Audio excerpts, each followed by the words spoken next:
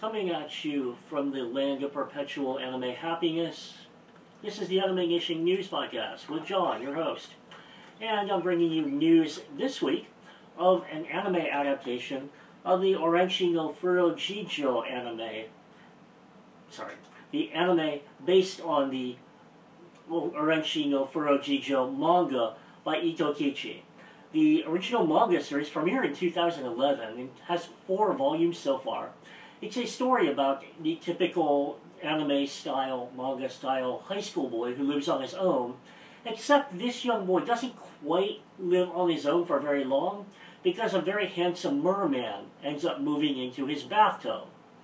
Now, you could say that this is a little bit reminiscent of something like Code E, which involves a high school boy suddenly getting an alien prince as a roommate, or you could say that this is a little bit reminiscent of the OVA, Boy Who Caught a Mermaid, Boy Who Caught a Merman, but this, I anticipate, will have its own unique charms to it. We don't know exactly when this will premiere, but it is an anime TV series based on a 4-panel manga that, as I mentioned, has been going on since 2011. Ayumi Ishii's Nobunaga Concerto is going to be getting a variety of adaptations. It's going to be getting an anime TV series this July, and then in October a live-action TV series, which will lead into a live-action feature film. The manga series started in 2009 and currently has 10 volumes. It's a story about a high school boy who gets transported back in time to Japan's Sengoku era, or the Warring States era, where he finds that in order to stop the war, he must become Nobunaga Oda. He must become the historical warlord that essentially unites all of Japan and ends the Japanese medieval civil war before he himself is assassinated. But that's probably an alternate story. The anime, as I mentioned, will premiere in July. The TV series will star Shun Ogure, who many of you know, pretty prolific actor. He will also star in the feature film. Kuragi no Shukudo by Miyako Oyama is getting an anime adaptation of some sort. The Kuragi no Shukudo, or Jellyfish Restaurant, is a serialized online light novel. It's being published by Kodansha as part of the Box Air series, which is Kodansha's series of amateur or first-time authors who are getting their novels serialized online and possibly get their work adapted into anime. At least 2 of the Box Air titles have previously been adapted into anime or have been announced for anime adaptation, so this will be the 3rd one. This novel is about a young boy who seems to be discovered washed up on a beach and who claims that he has no memories, so he starts working at a seaside restaurant. However, in fact, the boy does have his memories and is in fact feeling very guilty over the death of his twin brother. So, we'll imagine there should be some comedy in here and quite a bit of emotional drama going on in this. Now, since the previous Box Air productions have been either not yet produced or produced as single episodes, there's no confirmation yet whether this will be a TV series or a TV special or a movie, and we don't know exactly when or even who is animating it. We just know that Kuragi no Shukudo will be getting some sort of anime adaptation in the forthcoming future. The animation staff of the current Nisekoi television series will be producing at least 1 OVA episode. The 14th manga volume of Naoshi Komi's Nisekoi manga will be released on October 3rd in a regular edition and a limited edition that includes the series' first OAD episode, its original anime DVD. The TV series has been going on now for 18 weeks and probably will run up to around 26, so that should probably take it up till the summer season. So then, after the TV series is completed in the fall, we'll get at least one OVA episode. The Mushibugyo television series from last year is getting a series of OAD episodes. The Mushibugyo manga by Hiroshi Fukuda got an anime television series last year. Now we know that starting on July 18th, the 15th and subsequent volumes of the Joju Senjin Mushibugyo manga series will be released with original OAD episodes. These will pick up right where the TV series left off. Those few of you, I imagine, who watched the TV series will recall that the heroes went down to Kishu to fight the insect people. Well, after winning that fight, the TV series last year ended. So the manga series will pick up with the crew returning to Edo and finding things not quite as they were when they left. I happen to think that the Mushibugyo television series was kind of goofy, kind of stupid fun. I did actually enjoy it. It's a very, very sort of gung-ho sort of show, in the vein of a slightly more energetic sort of Kenichi's History's Strongest Disciple Kenichi. So it's sort of a mid-tier shonen adventure series. So I understand why many people would overlook it, but I, for one, am pleased to see that it will be getting more anime. So I'll be looking forward to these new OAD episodes coming up this summer. Michiguro Kusawa's soccer manga, Fantasista Stella, will be getting an OAD. The Fantasista Stella, not to be confused with, Fantasista Stella, not to be confused with last year's Fantasista Doll television series. Similar title, completely different story, is a manga that premiered in 2012 as a sequel to the 1999 to 2004 Fantasista soccer manga. We do know now that, according to Kodansha, one of the future volumes of the Fantasista Stella manga will be getting an OAD episode. We just don't know exactly which volume. Similarly, Alice in Borderland, the survival suspense manga by Haro Aso, will be getting an OAD episode in one of the forthcoming manga volumes. Alice in Borderland is also getting an OAD episode with an unspecified forthcoming manga volume. The survival suspense manga series by Haro Aso actually did get a 30-second TV spot animated by Production IG last July, but it hasn't gotten any full-length anime. However, now we know that one of the future manga volumes will get a half-hour-long episode.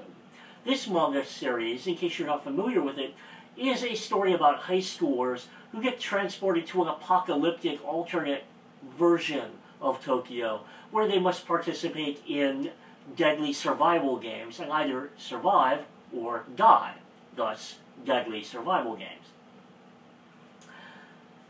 Nozokimi is getting an OAD episode. Wako Hana's current manga series, Nozokimi, is actually a spin-off of the Nozoki Anna manga series, or the Peeping Tom manga series. Nozoki Anna actually did get an OVA episode last year. Now, the spin-off manga series, which stars the original Nozoki Anna supporting characters, Nozomi and Kimiyo, has an ongoing manga series, and that will get its own OAD episode in an unspecified upcoming volume of the manga. We've known for a little while now that Ao Haru Ride will be getting a live-action feature film this December. We've also known that it will be getting an anime television series this coming July. Now we know that it will also be getting an OAD episode. The 11th compiled volume of Io Sakisaka's manga series, Ao Haru Ride, will be released in a limited edition at an unspecified date, probably sometime this summer or this fall, and it will include an OAD episode, presumably animated by the same staff that's animating the upcoming television series. Mitsuru Kubo's manga series, again, will be getting a live-action TV series. Now, Mitsuru Kubo is typically a male name, but actually this creator is female, who works under a male name. Kubo actually created, back in 2008, the manga series Moteki, which was adapted into a live-action TV series in 2010, which got a subsequent live-action feature film. Now, Kubo's manga series again will be getting a live-action TV series. Again is the story of two high schoolers, a boy and a girl, who are seniors, however, who get time-slipped back 3 years in time to their first year of high school. The boy then decides, in order to help the girl he likes, to join her Oendan cheer squad in order to try to revive the cheer team. The Oendan concept is one that's not familiar to America, but if you're, for example, a video gamer, you might be familiar with it through the Nintendo video games. If you've ever, for example, seen the male high school students who wear the very stiff shoulders and very tight collars, and who cheer without using pom-poms, that's Oendan cheering. So it's sort of a very masculine alternate to the pom-poms and frilly skirts cheerleading squads. The, again, live-action drama is scheduled to premiere on Japanese TV sometime this summer. In domestic news, after 35 years, at least, Doraemon is finally coming to American television. The Disney XD network has announced that it will air 26 episodes of Doraemon beginning sometime this summer. The episodes will air weekdays, and Disney has not actually confirmed which series this will be, whether it will be the 73 series, the 79 series, or the 2005 series, but likely, presumably, it will be the 2005 series. As I mentioned, Doraemon actually premiered in 1973, but that original series was not successful. It was restarted in 1979, and that series has been ongoing largely since 1979. The 79 series ended in 2004, restarting in 2005. However, we will be finding out that the Doraemon series, when it airs on American TV, will be a little bit different than what we're familiar with. Disney has already confirmed that Japanese references and anything sort of provocative will be edited out. So, for example, characters will not be eating with chopsticks anymore.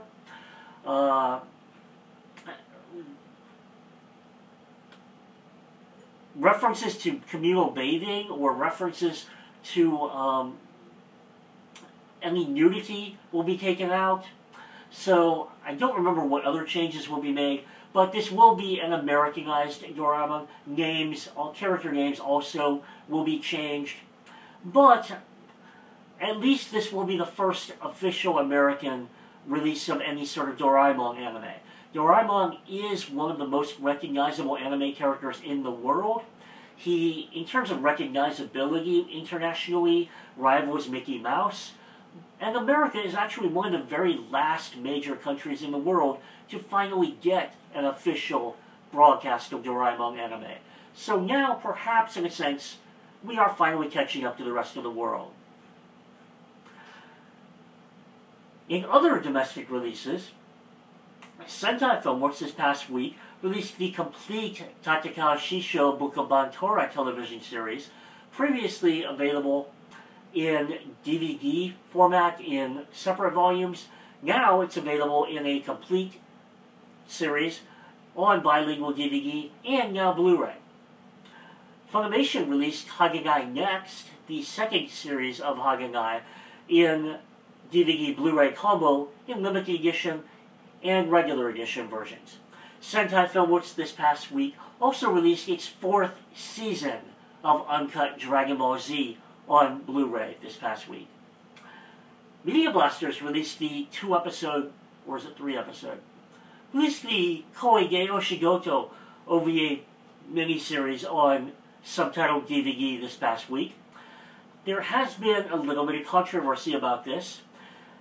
second printings of the DVD have a bug in which after the first and subsequent episodes, instead of going on to the next episode, the DVD will return to the main menu, which it's not supposed to do.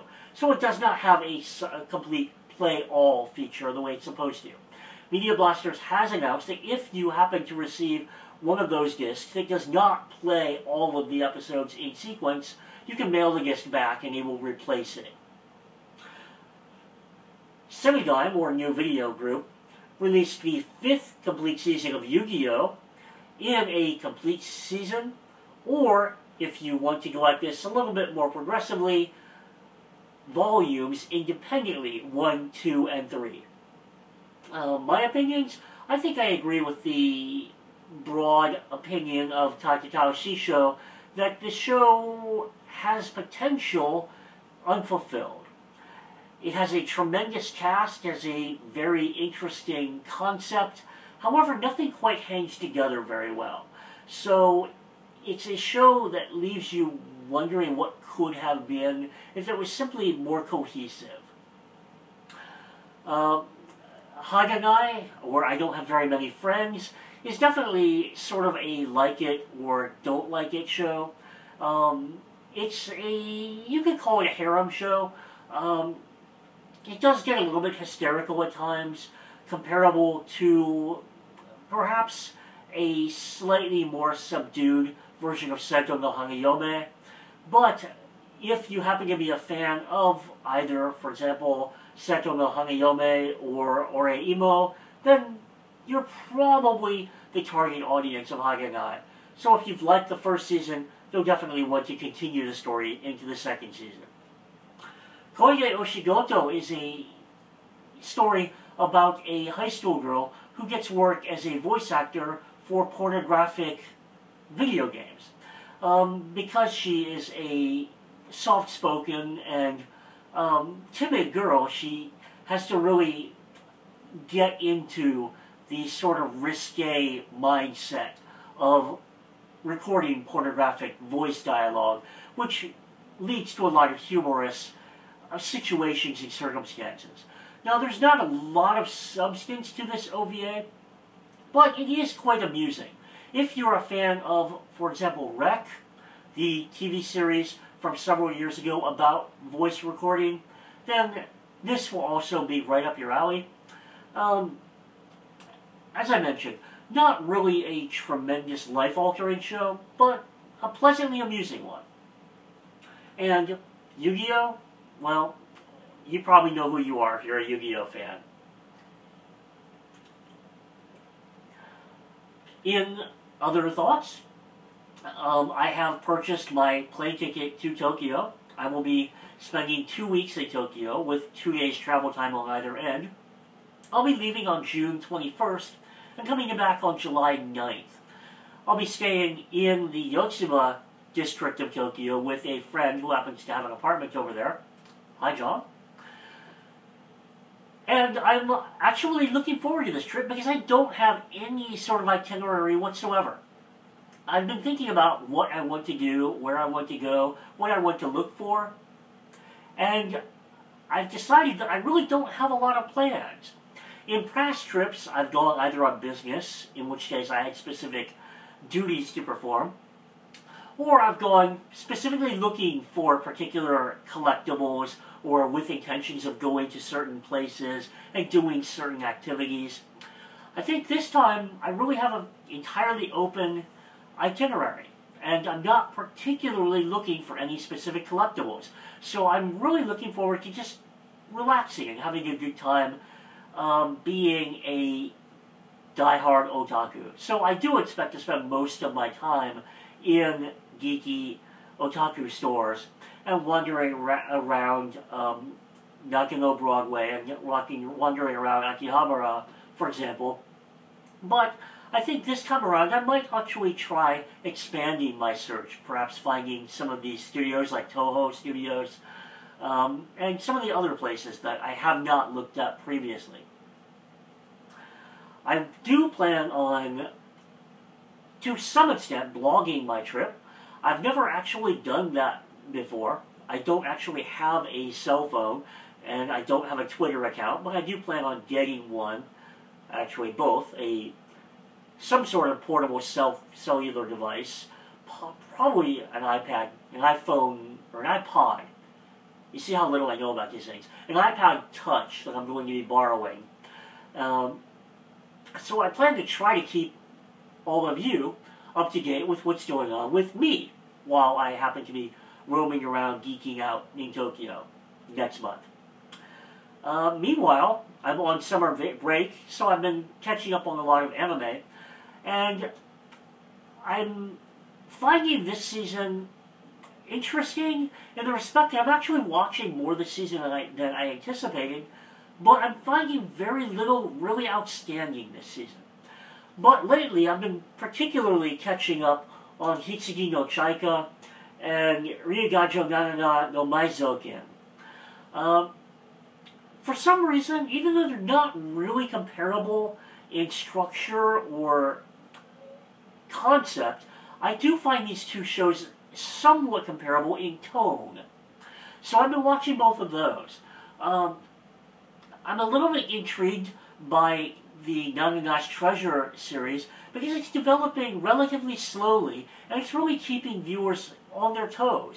We really don't know who we can trust. We don't know who the heroes and villains are. We don't know necessarily what all of the motivations of the characters are. So that's keeping me a little bit interested there. Similarly, in Hitsugi no Chaika, we don't know the background of all of the characters in great depth yet. We don't know the entire scenario yet. So that's keeping this series relatively interesting and intriguing. So while I don't think either of these shows are really exceptional, I do find them interesting enough to keep my attention lately. So really those are what's been on my platter lately. The end of this week is Godzilla. I'm trying consciously to avoid reading reviews of it, but I am very much looking forward to seeing that one. I am planning on hitting that one up in 3D IMAX, because I was actually talking to a friend who I am tentatively going to be seeing a movie with, who has not gone to see very many IMAX movies, and really doesn't get the appeal of 3D or IMAX. And while I grant that 3D, digital, stereoscopic, doesn't actually add a tremendous amount to most feature films, I do find that with a film like Godzilla, you're only going to get an opportunity to see it theatrically for the first time once. So why not make that first time the ultimate experience? Why not spend the extra $5 to see it in 3D and IMAX? So that's my intention. And I expect to be here in the middle next week to give you my thoughts on the new Godzilla, along with the latest news from the week. So, I hope I've kept you moderately entertained and informed this week, and I'll see you back next week. Thanks for listening.